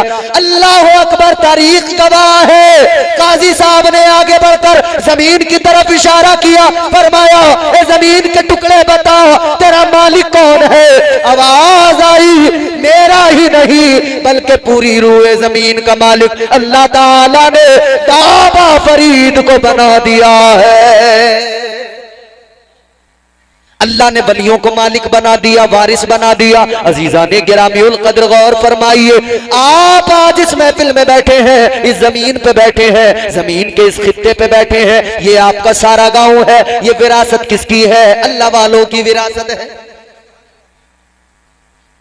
अल्लाह वालों की विरासत है। जिधर भी नजर डालोगे अल्लाह वालों की विरासत नजर आएगी, जिधर भी नजर डालोगे अल्लाह वालों की विरासत नजर आएगी। तो जिनकी विरासत पे हम आबाद हैं, हम उनके गद्दार नहीं हो सकते, हम उनसे कभी दगा नहीं कर सकते। वो और लोग हैं जो गद्दार बन बैठे हैं। उन्होंने तो, वो किसी ने कहा ना, नहीं है दिल में नबी की अजमत, कोई सुनेगा तो क्या कहेगा। फिक्र होती है ना आदमी, कोई ऐसी वैसी बात हो गई, कहते हैं भाई कोई सुनेगा तो क्या कहेगा। नहीं है दिलों में नबी की अजमत, कोई सुनेगा तो क्या कहेगा। फिर उस पे खुल्दे बरी की चाहत, कोई सुनेगा तो क्या कहेगा। अब बोलोगे, नहीं है दिल में नबी की अजमत, कोई सुनेगा तो क्या कहेगा। फिर उस पे खुल्दे बरी की चाहत, कोई सुनेगा तो क्या कहेगा। नबी के सदक़े में खा रहे हो, नबी के सदक़े में पी रहे हो, नबी के फरमान से बगावत, कोई सुनेगा तो क्या कहेगा। खड़े हुए देखे, कलियर में यूं देखे मैंने, हाथ बांधे हुए बच्चे नहीं हो रहे। बेगम ने कान पकड़ के चाबी घुमाई, बोली चल कम बखत, बहुत दिन हो गए, चल, बहुत दिन से कह रहा है, चल चल, साबिर पाक के वसीले से दुआ मांगेंगे, अल्लाह औलाद अता फरमाएगा। कान पकड़ के लेके आ गए हाथ, साबिर पाक आ गया, करम हो जाए निगाहे करम। याद रखो एक मजार वो जहां पर लोगों का हुजूम लग जाए, वो भी मजार। एक मजार वो जहां ज्यादा दूर दूर के लोग तो नहीं आते हों। काबे में तो काबे में खाया कर जाके, मक्के में तो बड़े शानदार शानदार होटल हैं, वहीं जाकर खाया कर। यहां खाता है। और नमाज के बाद एक पीर मुझे मिला, खुदा की कसम अल्लाह रहम करे, हट्टा कट्टा मोटा ताजा तंदुरुस्त फरमा। लोगों ने बुलाया मुझे, मैं इमाम था वहां, बोले आओ हजरत जरा पीर साहब आए, हम चले गए। मैंने कहा कोई अच्छे पीर साहब आए होंगे सही साहब। जाके हम बैठे, दुआ सलाम हुई, खाना खाया। पीर ने तबीयत से तमाम टांगे और तमाम जितना सही सही माल था उतनी खा लिया। हम तो पीछे से थे, हुजूर लो आप पहले, हुजूर लो आप पहले। मगर जैसे ही हुई अजान, सैयद साहब पीर ने चारपाई पे फैला दी टांगे। मैंने कहा मतलब, इधर अजान हुई, इधर लेट के पीर बोला अल्लाहु अकबर। अबे मैंने कहा ये क्या है? बोले वो पीर साहब जरा लेट के नमाज पढ़ती है। मैंने कहा क्यों? लंगड़ा है, लूला है, मोहताज है, रीढ़ की हड्डी टूट गई इसकी, फालिज पड़ गया इस पे, हो क्या गया इसे जो लेट के नमाज पढ़ रहा है? अच्छा खासा मोटा ताजा बकरा टहल रहा है और नमाज का नंबर आया तो लेट गया लंबा लंबा।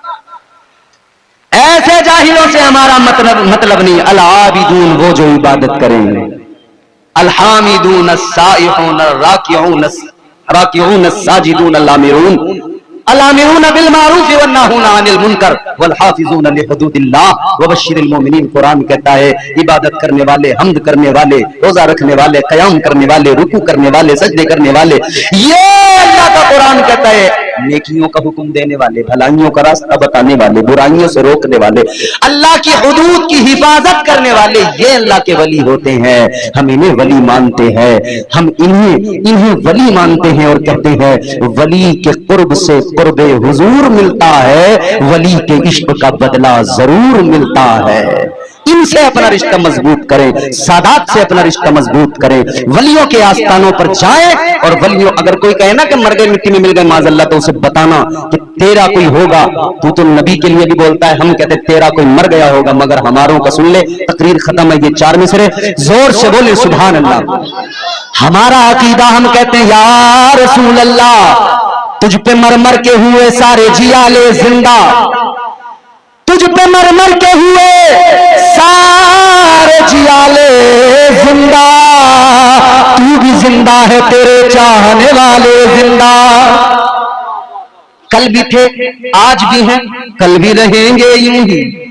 जबरदस्ती साहब, कल भी थे, आज भी हैं। हजरत बड़ी उम्दा तकलीफ थी आपकी माशाअल्लाह।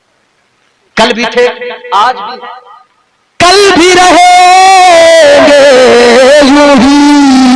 फातिमा ज़हरा की आगोश के ताले जिंदा।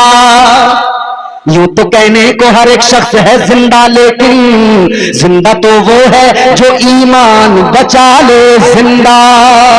अल्लाह ताला हमें नेक अमल की तौफीक अता फरमाए। परवरदिगार आलम हमें से ऐलान होगा लिल्लाहिल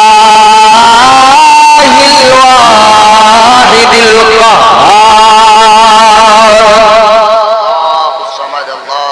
फिर अल्लाह का ऐलान होगा, आज के दिन का मालिक देखो तुम्हारा रब। परवरदिगार, तुमने जिसके अहकामात को नहीं माना, जिसके फरामीन पर अमल नहीं किया। तुम कहते थे कि कयामत में मुर्दे कैसे जिंदा हो जाएंगे, ये तो सब बेवजह की बातें हैं। एक शख्स था मक्के में, कहता था मरने के बाद कोई जिंदगी नहीं। अल्लाह कैसे उठा सकता है? मर गए, मिट्टी में मिल गए, हड्डियां गल गई, कुछ नहीं बचा। अल्लाह कैसे उठा सकता है मुर्दा को? अल्लाह ने सूरह मुबारक नाज़िल फरमाई, ला उक़सिमु बियौमिल क़ियामह वला उक़सिमु बिन्नफ्सिल लव्वामा। क़यामत का तज़किरा तफ़सील के साथ अल्लाह ने बयान किया। फिर ये भी फरमा दिया कि तुम क्या समझते हो कि अल्लाह ताला इस मिट्टी से, जो हड्डियां तुम्हारी मिट्टी में मिल गई, गल गई, तुम्हें दोबारा नहीं उठा सकता, दोबारा पैदा नहीं कर सकता? अब तो कम से कम हड्डियां तुम्हारी मिट्टी में मिली हैं। उस रब की शान को देखो, जब कुछ भी नहीं था तब उसने बना दिया। जब तुम्हारा वजूद नहीं था, नामो निशान नहीं था, कुछ भी नहीं था, सच्चाई, जब कुछ भी नहीं था तब उस अल्लाह ने बना दिया।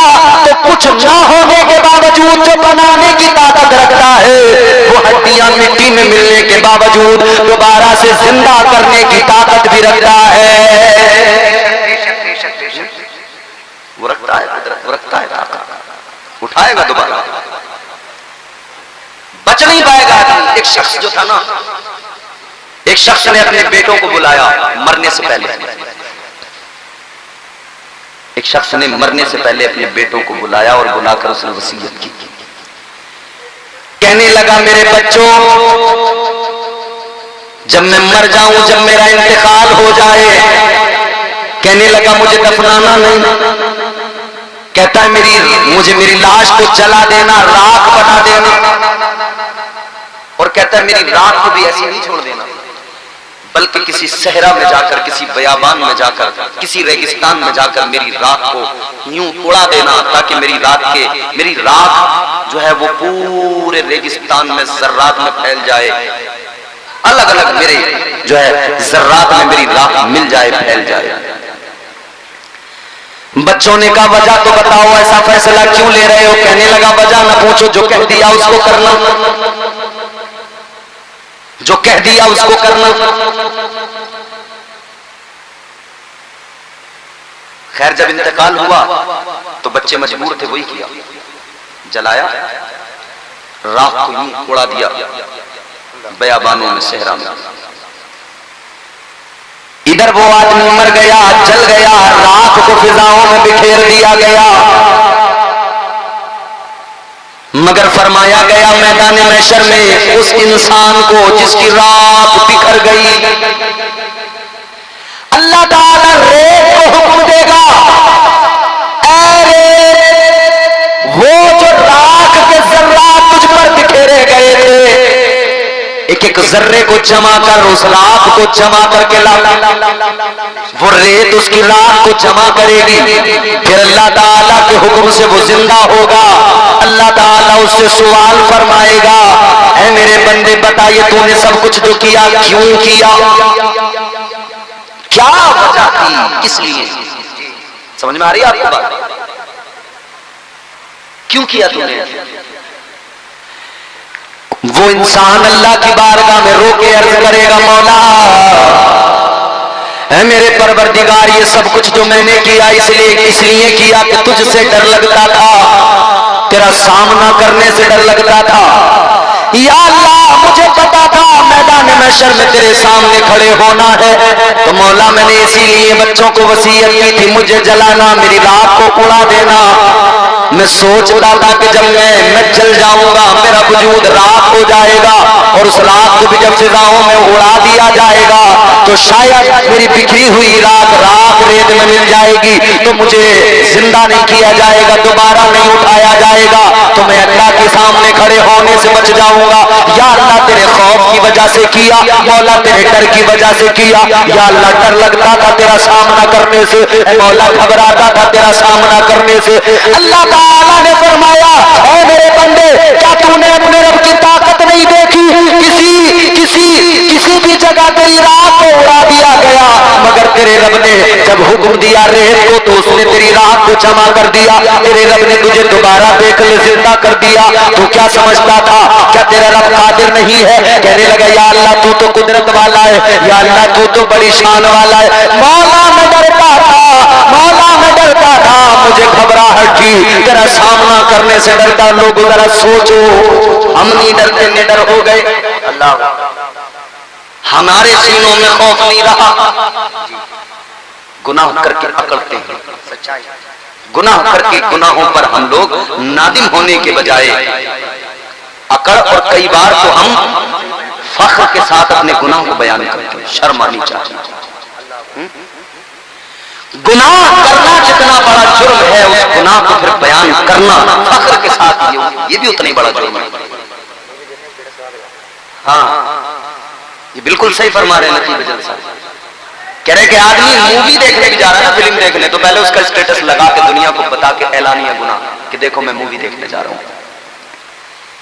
देख के आके भी वहां की तस्वीरें डालता है कि देखो मैं इस थिएटर में ये मूवी देख के आया था।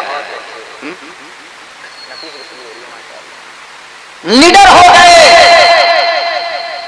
मगर जानते हो अल्लाह का खौफ दिल से निकाला। देखो वो मस्त है, वो अपनी दुनिया में मस्त है, वो अपना काम नहीं भूलेगा, जो उसका काम है अपनी मस्ती में जो उसे करना है वो करेगा। मगर अगर आपको जो करना है, आप अगर उसको देखकर भी नहीं समझे तो कब समझोगे? अल्लाह ने उसे जिस हाल में रखा है वो उस हाल में बस उसी में लगा है। मगर अल्लाह ने आपको अक्ल सलीम देकर, शऊर देकर जिस काम में लगाया है, हम और आप उस काम में लगे हुए नहीं हैं। इसको देखकर ही हम सीख सकते हैं। बंदा चाहे तो अपने आसपास की चीजों को देखकर बहुत कुछ सीख सकता है। हमारी आसपास की चीजें हमें बताती हैं वो गाफिल इंसान रब की तरफ चल, निकल इस गफलत से, अपने रब को पहचान, रब की बारगाह में चल। बात ज्यादा लंबी नहीं करूंगा, अब मौसम भी बेहतर हो गया है, तो मेरे बाद में जो तकरीरें रह गई हैं वो भी आपको सुननी है इंशाअल्लाह। वो कितनी देर सुने आप और कितनी देर सुनाए हमारे उलमा, ये आप दोनों का मामला है। मगर मेरी गुफ्तगू का असल पैगाम सुन लो। ये जो आज हम निडर हो गए, अल्लाह ताला का खौफ दिलों से निकला तो हाल क्या हुआ? सारी कायनात का खौफ दिलों में आ गया, सारी दुनिया से डरने लगे। और वो लोग जो अल्लाह से डरते थे उन्हें कायनात का खौफ नहीं था, दुनिया का खौफ नहीं था। कुरान ने तो खुद ऐलान किया, अला इन्ना औलिया अल्लाह औलिया अल्लाहि ला खौफुन अलैहिम वला हुम यहज़नून। माशाअल्लाह माशाअल्लाह, सुभान अल्लाह सुभान अल्लाह। कुरान कहता है जिन लोगों के दिलों में अल्लाह का खौफ था फिर उन्हें जमाने का खौफ नहीं। हमारे दिलों से अल्लाह का खौफ क्या निकला, जमाने का खौफ है। आज हम कितना डरते हैं। राहत इंदौरी ने कहा था, लोग हर मोड़ पे रुक रुक के संभलते क्यों हैं, इतना डरते हैं तो फिर घर से निकलते क्यों हैं। अल्लाह अगर अल्लाह से नहीं डरोगे तो सारी कायनात से डरते फिरोगे। रात को घर से निकलते हुए डर लगता है कोई हादसा ना हो जाए, लगता है ना डर। क्यों लगता है, इसलिए लगता है कि अल्लाह का खौफ निकल गया तो जमाने का खौफ है। वरना एक सहाबी रसूल थे, गुजर रहे थे, सामने से शेर आ गया। क्या आ गया? हजरत सफीना के सामने शेर आ गया। क्या जवाब दिया उन्होंने शेर को? फरमाने लगे ओ शेर, वो झपटने वाला था उनकी तरफ, फरमाने लगे शेर आगे तो बढ़ रहा है, झपट तो रहा है, मगर इतना जान ले मैं मदीने वाले का गुलाम हूं। इतना फरमाना था कि शेर सहम गया, तुम हिलाने लगा, कदमों पे सर रख दिया। आपने फरमाया रास्ता भूल गया हूं, भटक गया हूं। शेर अपने साथ साथ लेकर चला, रास्ता दिखाता हुआ मंजिल तक पहुंचा के आया। अल्लाह और उसके रसूल के वफादार बन जाओ, सारी दुनिया तुमसे वफा करने लगेगी। और जब तुम अल्लाह रसूल के वफादार नहीं बनोगे तो सारी दुनिया तुम्हारे साथ बेवफाई और गद्दारी भी करेगी। तुम एक एक करके भरोसा करते रहोगे। अब इस पे भरोसा कर लिया, कल उस पे भरोसा कर लिया, परसों उस पे भरोसा कर लिया, इस पे किया था उसने मारा, उस पे भरोसा किया उसने मारा, उस पे भरोसा किया उसने लूटा। बस भरोसा करते रहो, लुटते रहो, लुटते रहो, लुटते रहो। हमारी बर्बादियों का जिम्मेदार कौन है? हम खुद हैं। हमारी बर्बादियों का जिम्मेदार हम अजीब कौम है, अपनी बर्बादी का तमाशा देखते हैं और फिर खुद हंसते हैं। इतना हंसते हैं, इतना हंसते हैं कि दिल हमारे बिल्कुल पत्थर से हो गए, दिलों पे असर ही नहीं होता। पहले लोग कुरान मजीद सुनते थे तो सुन के बेहोश हो जाते थे, रोते थे, चीखते थे। आज कुरान पढ़ा जाता है तो हमारे ऊपर असर नहीं होता। नमाज के अंदर अगर इमाम साहब जरा सी क़िरात लंबी कर दे तो इसे बेचैनी, कहता है मौलाना यार कितनी लंबी नमाज पढ़ाते हो, क्यों जानते हो?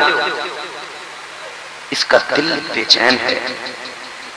इसे कुरान सुनकर, अब वो जो कुरान पाक को सुनकर इसे सुकून मिलना चाहिए था, इसका नफ्स इसे उकसा रहा है कि जल्दी निकलने की कोशिश कर, यहां क्यों कुरान सुन रहा है। नमाजों में तबीयत नहीं लगती, कितने लोगों की शिकायत, कहते दिल नहीं लगता। बुजुर्गों से जब सवाल किया गया कि हुजूर नमाज में दिल नहीं लगता, फरमाया कि अगर दिल नहीं लगता नमाज में तब तो तुझे डबल सवाब मिलेगा। हुजूर वो कैसे? कहा एक तो ये कि तेरा दिल नहीं लगता नमाज में, तबीयत नहीं होती, दिल ना लगने के बावजूद भी तो नमाज पढ़ता है, तो इसका मतलब तू अपने नफ्स के साथ जंग करता है। एक सवाब तुझे नमाज का मिलता है, एक सवाब तुझे अपने नफ्स के साथ लड़ाई करने का मिलता है। ये ना सोच के नमाज में तबीयत नहीं लग रही है तो फिर साहब क्या करूं, पढ़ता जा, पढ़ता जा, इस हालत में डबल सवाब मिलेगा। फिर एक दिन ऐसा आएगा तेरा नफ्स हार जाएगा, वो थक जाएगा, वो फिर तुझे आजाद कर देगा, फिर वो तेरा गुलाम बन जाएगा। सरकार गौसे आजम फरमाते मैंने अपने नफ्स को ऐसे मारा, कहते इतना मारा इतना, फिर मैंने उसको आजाद छोड़ दिया, फिर वो मुझसे कोई फरमाइश ही नहीं करता। पहले करता था, जब उसने फरमाइश की मैंने उसके बिल्कुल मुखालिफ काम किया, उसको ऐसा करके छोड़ा कि उसने मुझसे कुछ भी कहना छोड़ दिया, कुछ भी कहना छोड़ दिया। तो याद रहे मुत्तबा जरूरी है, अल्लाह और उसके रसूल के साथ वफादार होना जरूरी है। शरीयत पे अमल करने की जरूरत है। सारे डर दूर हो जाएंगे, सारे खौफ निकल जाएंगे, कोई डर रहेगा ही नहीं। आप अल्लाह और उसके रसूल के साथ अपना रिश्ता मजबूत बनाइए, औलिया किराम की तालीमात पर अमल तो कीजिए। तमाम किस्म के खौफ दिल से निकल जाएंगे। हजरत सफीना को शेर ने रास्ता दिखा दिया। तो वो शख्स कहता है अल्लाह की अदालत में, मौला मुझे डर था, डर मेरे दिल में खौफ था। तो अल्लाह ताला उस बंदे को प्यार भी बहुत फरमाता है, पसंद भी बहुत फरमाता है जो अल्लाह से डरता है। कितना पसंद करता है। परवरदिगार आलम ने फरमाया मेरे बंदे ये जो कुछ तूने किया, तेरा अमल तो दुरुस्त नहीं था, गलत था बिल्कुल, मगर तू कहता है तूने मेरे खौफ की वजह से किया, डर की वजह से किया। परवरदिगार फरमाएगा तूने मेरे खौफ की वजह से अपनी लाश को जलवाया, मेरे खौफ की वजह से रात को हवाओं में उड़वाया। तो सुन ले, अगर तेरे दिल में मेरा इतना खौफ था, इतना डर था, अगर तू मेरे सामने खड़े होने से इतना डरता था, तो सुन ले आज उस खौफ के सबब तेरा रब तुझ पे ये इनाम फरमा रहा है, चल तेरे गुनाहों को मुआफ किया जा रहा है। अल्लाह माशाअल्लाह माशाअल्लाह। अल्लाह ताला ने उसके गुनाहों को मुआफ फरमाया। इसको हटा लो, सुभान अल्लाह, निकाल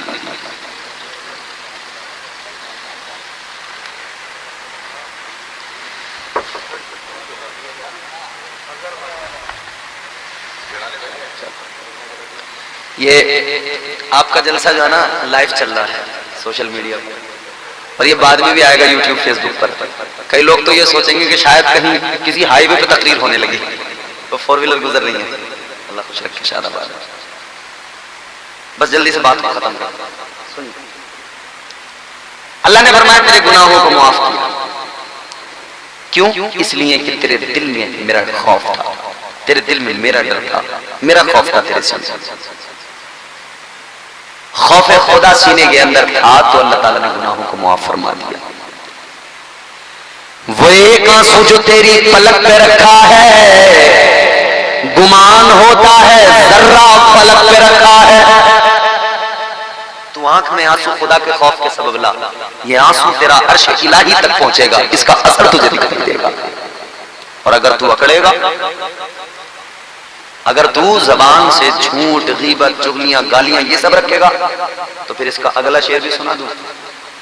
वो एक आंसू जो तेरी पलक पे रखा है, गुमान होता है जर्रा फलक पे रखा है। तू चाहता तो दिलों में भी सबके रहता, मगर तेरी जबान ने तुझको सड़क पे रखा है। तेरी जबान ने तुझे रुसवा कर दिया, तेरे झूठ ने तुझे रुसवा कर दिया, तेरी जबान की गालियों ने तुझे रुसवा कर दिया। बच्चों को शुरू से ही हम लोग जो है गालियां सिखा रहे हैं, क्योंकि बाप घर में गालियां दे रहा है, बच्चा वही सीख रहा है।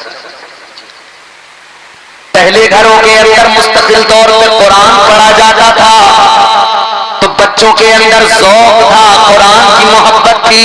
अब घरों के अंदर मुसलसल म्यूजिक है, तो बच्चों में म्यूजिक का शौक है। छोटे छोटे बच्चे हमारे घरों के, उन्हें बचपन से ही नाचना सिखा दिया जाता है, नाचो। और ये सोशल मीडिया का दौर है, आप देखो छोटे छोटे बच्चे, क्या गंदगी है, सब नाचना गाना सब ही चलता है। बहुत बुरा हाल है। क्या जमाना आ गया, संजीदगी खतरे में है, खुदनुमाई का चलन है, सादगी खतरे में है, सर छुपाती फिर रही है आबरू इस दौर में, या इलाही कर मदद पाकीज़गी खतरे में है। जब से कम ज़र्फ़ों की आमद में कदे में हो गई, रो रहे हैं जाम मीना मैं कशी खतरे में है। खतरे में है मुआशरा, खतरे में है समाज, खतरे में है घरों का माहौल। और खतरा छोटा मोटा नहीं, बहुत बड़ा है। इतना बड़ा खतरा, इतना बड़ा खतरा कि हम लोग उस खतरे को समझ ही नहीं रहे। कितनी बच्चियां मुसलमानों की बेटियां कलमा पढ़ने वालों के घरों में पैदा हुई और आज काफिरों के घरों में। क्यों? तालीमात मुस्तफा से आपने हमने मुंह मोड़ लिया। तो ये दिन तो देखनी थे। बुजुर्गों की तालीमात पर अमल करने की जरूरत है। सरकार बगदाद की महफिल सजाने वालों, वो शान है गौसे आजम सरकार की कि मेरे आला हजरत कहते हैं, वाह क्या मर्तबा है गौस है बाला तेरा, ऊंचे ऊंचों के सरों से कदम आला तेरा, क्या दबे जिसमें हिमायत का हो पंजा तेरा, शेर को खतरे में लाता नहीं कुत्ता तेरा, इस निशानी के जो सग है नहीं मारे जाते, हश्र तक मेरे गले में रहे पट्टा तेरा। क्या कहने भाई, क्या कहने? तो वो पट्टा अपनी गर्दनों में डालो, गुलामी है गौस का। इंशाअल्लाह ताला जिंदगियां बदलेगी, इंशाअल्लाह इनकलाब आएगा, इंशाअल्लाह दिल बदलने लगेंगे। फिर जबानों पर गालियां नहीं होगी। अगर उनके किरदार को देखा, उनकी गुफ्तार को देखा, उनकी सीरत को देखा और उसको अपना लिया तो इंशाअल्लाह जबानों पर कुरान की आयतें होगी, जबानों पर मुस्तफा जान रहमत के कसीदे होंगे, जबानों पर दुरूद की सदाएं होगी। ऐ लोगों, अपने घरों में बैठकर अपने बच्चों को बुजुर्गों की तालीमात से आरास्ता किया करो, अपने बच्चों को बुजुर्गों की तालीम दिया करो, उनकी तालीमात से खुद भी अपने आप को आरास्ता करो, अपनी आने वाली नस्ल को आरास्ता करो, अल्लाह का खौफ पैदा करो, बुजुर्गों की तालीमात पर अमल करो। इंशाअल्लाह इताअत जब हम करने लगेंगे दुनिया में भी कामयाब होंगे और आखिरत में भी कामयाबी हमारा मुकद्दर बन जाएगी। अब सुनिए, मैं जो अर्ज कर रहा था, मैं आपको कुरान सुनाता हूँ, रब का फरमान। परवरदिगारे आलम खालिक़े कायनात रब्बे लम यज़ल व ला यज़ाल ने कुरान मजीद में ऐलान फरमाया, तबारकल्लज़ी बियदिहिल मुल्कु व हुवा अला कुल्लि शैइन क़दीर।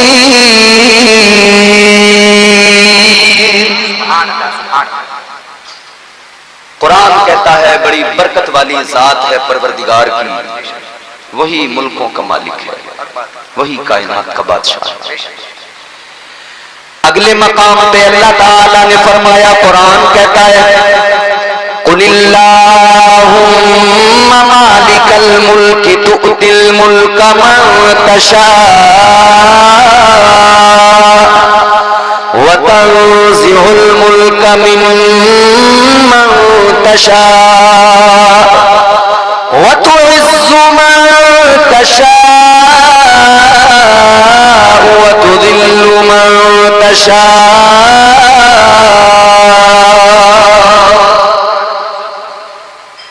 अल्लाह का कुरान रब का मकाम बयान कर रहा है। बेशक वो अल्लाह इतना बुलंद, वो नवाजने वाला, बादशाहत सल्तनत वही अता करता है। वो खुद ऐसा बादशाह है कि वो जिसे चाहे नवाज दिया करता है।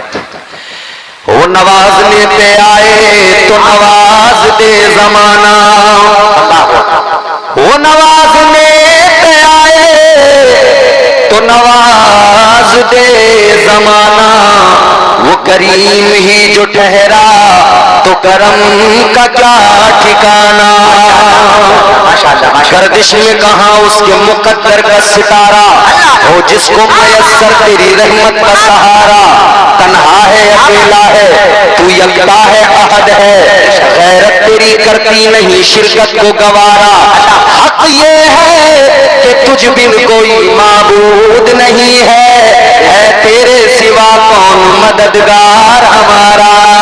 नारे तकबीर, नारे रिसालत, नारे हैदरी, नारे गौसियत, इसके आला हजरत जिसने गौसुल बरा कॉन्फ्रेंस। माशाअल्लाह।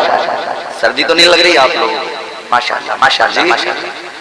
सर्दी नहीं लग रही है तो कहिए सुभान अल्लाह। सुभान अल्लाह। मैं ज्यादा तो बार बार आपको तंग नहीं करूंगा, मगर आपको जहां जहां लगे कि हमें बोलना चाहिए तो बोल दें, आपको सवाब मिलेगा। बेशक बेशक, फायदा ही है, इसमें नुकसान नहीं। अल्लाह ताला बड़ी इज्जत वाला, बेशक इज्जतें देने वाला, बेशक ये जो इज्जतें हमें मिली हैं ये परवरदिगार ने मुस्तफा के सदक़े में अता की। ये अलग बात है कि आज हम खुद अपने वकार को मजरूह कर रहे हैं, अपनी इज्जतों का जनाजा उठा रहे हैं, ये हमारी कमनसीबी है। इसका रीजन क्या है जानते हो? ओबरी के जिंदा दिल गयूर मुसलमानों, किसी भी कौम की इज्जत का जनाजा उस वक्त निकलता है जब उस कौम के अंदर बेगैरती आ जाती है, बेहयाई आ जाती है। कोई भी कौम उस वक्त में जलीलो ख्वार होती है, रुसवाई उसको उस वक्त मिलती है जब वो अल्लाह और उसके रसूल की इताअत से मुंह मोड़ ले। ये मस्जिद है, अल्लाह का घर है, बेशक आप देखें मस्जिद के सामने बैठकर इस चौक में बात हो रही है। एक एक बात और से सुनना। हम महफिलें तो बराबर सजाते हैं, हम बुजुर्गों से निस्बत भी रखते हैं, ताल्लुक भी मजबूत बताते हैं। ख्वाजा गरीब नवाज की छठी आए हम खुश होकर मसरूर होकर मनाते हैं। पीराने पीर रोशन जमीर की 11वीं आ जाए हम मसरूर होकर मनाते हैं। 11वीं मनाने वालों, बुजुर्गों को आरास मनाने वालों, एक लम्हे के लिए जरा दिल पे हाथ रख के सोचना, मेरी बात अगर बुरी लगे, कड़वी लगे, कोई मसला नहीं है, मुझे बुरा कह सकते हो, लेकिन बात दिल से जब दिल पे पहुंचे तो खुद सोचना, फैसला करना, तन्हाई में अपने ज़मीर से पूछना। ऐ लोगों, ये जितने मुस्तहब काम हैं, सवाब के काम हैं, हम सारे किया करते हैं, लेकिन जो अल्लाह ताला ने हम पर चीजें फर्ज की, हम उन फराइज से मुंह मोड़ बैठे हैं। हम नमाजों से दूर हो गए, हम इबादतों से दूर हो गए, सजदों से दूर हो गए। मस्जिदों से आवाजें आती रही मगर मस्जिदों में जाने वाले नजर नहीं आते। मेहराब मिंबर से कामयाबी की सदाएं दी जाती है, आओ कामयाबी की तरफ। ऐ मेरे जिंदा दिल गयूर मुसलमानों, कामयाबी किसी बाजार में नहीं मिलती, कामयाबी किसी मार्केट के अंदर नहीं मिला करती है। याद रखना, वो कामयाब होती है जो अपने मालिक की इताअत में लग जाती है। याद रख लेना, अल्लाह कामयाबी उनको अल्लाह करता है जो अल्लाह और उसके रसूल के इताअत गुजार फरमाबरदार होते हैं, जो अल्लाह रसूल के वफादार होते हैं। आज शिकायतें बड़ी हैं, शिकवे बड़े हैं, हम बार बार कभी तोशा करते हैं, कभी 11वीं करते हैं, कभी लंगर करते हैं और फिर कहते हैं हम इतना सब कुछ कर रहे हैं, दुआएं कबूल नहीं हो रही है, हमारे कारोबार में बरकत नहीं है, हमारी रोजियों में बरकत नहीं है। याद रखना, रोजियों में बरकत आएगी। आप समझते हो फराइज को छोड़कर रोजियों में बरकत आ जाएगी, आप समझते हो मस्जिदों से मुंह मोड़कर घरों में बरकतें आ जाएंगी। हरगिज नहीं है अजीजाने गिरामी वकार। आपने और हमने बुजुर्गों की तालीमात से क्या सीखा? हम करामतें सुनकर खुश हो गए मगर उनके अखलाक पे नजर नहीं डाली, उनके किरदार पे नजर नहीं डाली, उनकी इबादत और रियाजत पे नजर नहीं डाली। सच्चाई गौसे आजम सरकार की करामत तो बहुत सुनी, यकीनन सरकार गौसे आजम को अल्लाह ने बहुत आला तरीन मंजिलें अता की, इज्जतों की। करामतें उनकी अल्हम्दुलिल्लाह अक्लें हैरान हो जाती हैं। और सरकार गौसे आजम, एक बात और सुन लीजिए, जिनकी ये महफिल है ना, सरकार गौसे आजम मजहरे कमालाते मुस्तफा हैं, मजहरे कमालाते मुस्तफा। मैं इस पर आपको बताऊंगा जरूर 2-4 बात, मगर मेरी कौम के लोगों,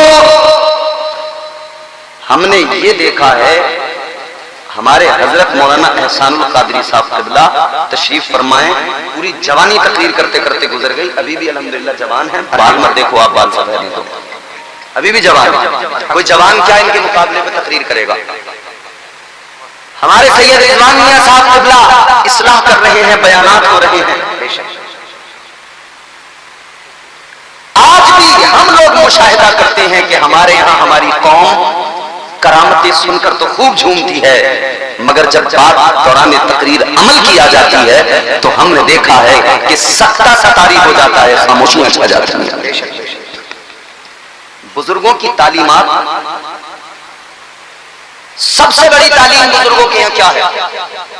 अपने नफ्स को काबू में करना, इत्तिबाए नफ्स नहीं, नफ्स को ऐसा काबू में करे कि नफ्स आपका गुलाम हो जाए, आपकी इत्तिबा, और आप रब की और उसके रसूल की इत्तिबा करें। नफ्स आपके ताबे रहना चाहिए। और ये नफ्स जो है ना, तस्किया नफ्स बड़ी चीज है। सरकार गौसे आजम के यहाँ इस पर बड़ा जोर दिया गया। ताजदार बगदाद ने कितना जोर दिया, कितना जोर दिया। आपकी जब महफिल लगती थी, आप लोगों के दरमियान जब तज़किया नफ्स के हवाले से गुफ्तगू फरमाते, जब आप खशियत इलाही पर बात करते, गुफ्तगू फरमाते, तकरीर फरमाते, वो कड़क आवाज आपकी वलवला अंगेज खिताब होता। 70,000 का मजमा, मगर आवाज जितनी पहले को पहुंचे उतनी आखिर वाले को पहुंचती है। कोई माइक नहीं। और जब आप तकरीर करें, जब आप वाज करें, हाल ये आपकी महफिल के अंदर लोगों पर वजदारी हो जाता, अजीब इस्तिराबी कैफियत हो जाती, लोग रोने लगते, चीखने लगते, कोई तो अपने कपड़े फाड़ लिया करता था, लोग अपने गुनाहों पर नादिम हो जाते, अपने गुनाहों पर शर्मिंदा हो जाते, रब के हुजूर गिरियाज़ारी करने लगते। गुजरे हुए वक्त में जो रब की नाफरमानियां की, उस पर एहसास नदामत ऐसा होता कि रो रो कर बुरा हाल हो जाता। 70 जनाजे आपकी महफिल से उठा करते थे।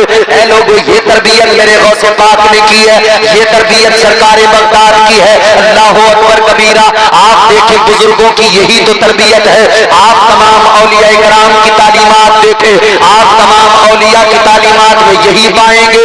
सबसे बड़ा काम यही किया। चोर आया तो आपने उसको वली बना दिया, बेअमल आया तो उसको बाअमल बना दिया, गुनहगार आया तो वो मुत्तकी बन के चला गया। अजीजाने गिरामी वकार, ये बुजुर्गों की तालीमात है। अल्लाह अकबर कबीरा। गौर से सुन लीजिए, बेदीन आया, दीन की दौलत से माला माल होकर गया। नारे रिसालत असल के आला हज़रत फैज़ान हुज़ूर गौसे आज़म जश्न गौसुल वरा कॉन्फ्रेंस, माशाअल्लाह माशाअल्लाह। बेदीन भी आ गया ना, दीन की दौलत से मालूम। अल्हम्दुलिल्लाह। महबूब इलाही सरकार निजामुद्दीन औलिया का नाम आपने सुना है। दिल्ली में आपका आस्ताना मरज़े खलाइक है, महबूब इलाही। आप एक मरतबा बीमार हो गए, जादू का असर हो गया। हमारे यहां हल्का सा डाउट हो जाए ना किसी को, तो इलाके के तमाम बाबा छान लिए जाएंगे, कौन सबसे बड़ा है।